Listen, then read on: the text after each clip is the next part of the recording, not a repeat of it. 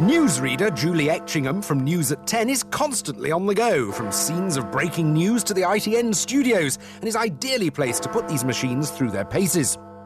My chosen 3 netbooks all fulfil my criteria of reasonable price, around the £300 mark, and reasonable battery life, a minimum of 3 hours. I was keen to find out which, if any, of these ultra-portables is the best choice for someone always on the go, like Julie. Julie, hello. Hi, John. Nice to see you. Lovely to see you. Now, laptops, are they an essential tool of your trade? They are. For every sort of aspect of the job, they're useful. And so far, have you always gone for full-size laptops? Yeah, I have. And I have to say, having lugged it around on a few stories now, I'm wondering whether I perhaps ought to have gone for something a little lighter. Yes, we've got 3 netbooks today. So the first one we're looking at, Asus EPC. It's quite a lot smaller than the standard laptop. Shall we go and test it with some real journalism? Absolutely, let's go. I was going to tag along as Julie headed off to cover a David Cameron press conference in Westminster. This would provide the perfect opportunity to test the first of our 3 netbooks.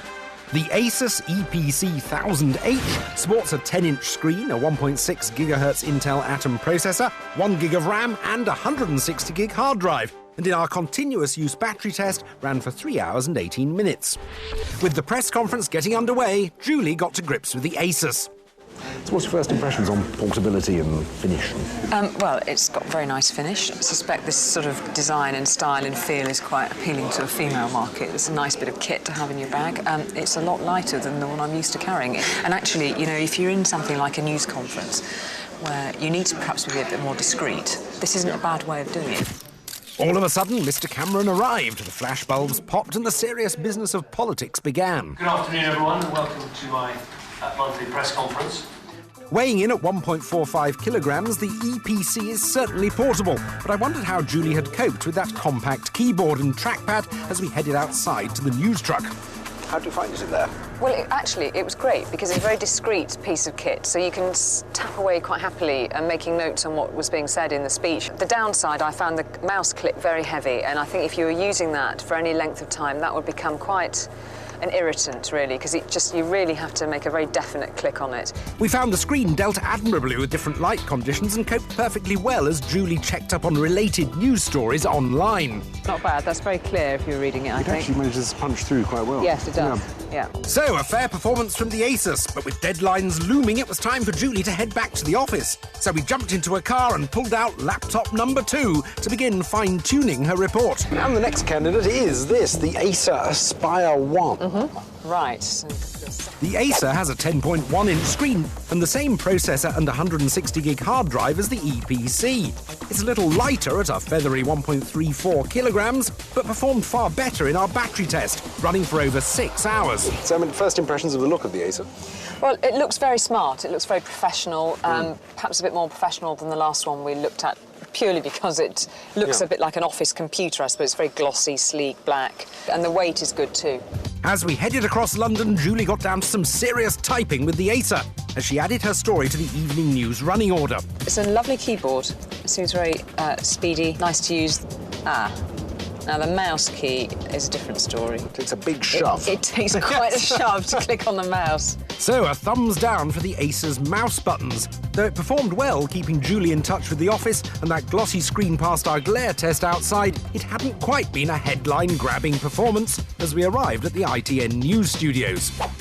So this is it, the famous ITN News Centre. Yes, that's it. Look, and everybody's very hard at work in there already. And this is when you come back to base and finish off the work on the story that you've been doing for the day. We'll try it on our third netbook, Excellent. the Samsung NC10. OK, let's get going on it. Our final netbook, the Samsung NC10, has a very slightly larger screen than the other two, measuring 10.2 inches, but again with a similar processor and 160 gig hard drive. It ran for nearly 5 hours in our battery test. Time to subject it to the pressure cooker environment of the ITN newsroom. So what are your first impressions of the Samsung's design? Well, it's rather nice, isn't it? I mean, it's a substantial little netbook and a lovely keyboard. That's the largest keyboard, I think, of the 3 that we've seen, and very sort of flat. Quite an appealing thing. You'd want to get stuck in there. I think quite a sensibly designed keyboard, actually. I mean, it wouldn't give you any cause for embarrassment in the newsroom if you didn't have a proper laptop. No. In fact, when we walked in, I saw a couple of people eyeing it quite enviously. I suspect this would certainly cut it in a newsroom. As Julie perfected the script for the evening's broadcast, it seemed the Samsung's keyboard and trackpad were star performers. Crucially, after our other tests, very nice click Ooh, with the so mouse. a reasonable mouse that's button good. movement. Yeah, that's nice. The screen performed well, both inside and out. That's pretty good, isn't it, if you were reading a document? After some final tweaks, the day's story was finished and ready to air. But had Julie come to a decision on her favourite netbook? So, the three, which one would you go for? Well, I think, actually, it is the third one that we looked at, the Samsung, not least because the design of it is very appealing. It feels a nice gadget to use, but also, crucially, the keyboard is lovely on this. It's the biggest keyboard of the three. Yep. It's very easy to use, and everything seems to be in the right position, and the mouse works beautifully. Good. Right, I'd better get into the studio. I've got a few minutes before on air. Good. Good to see you, John. Thank you very much. Thank you. Bye-bye. Cheerio.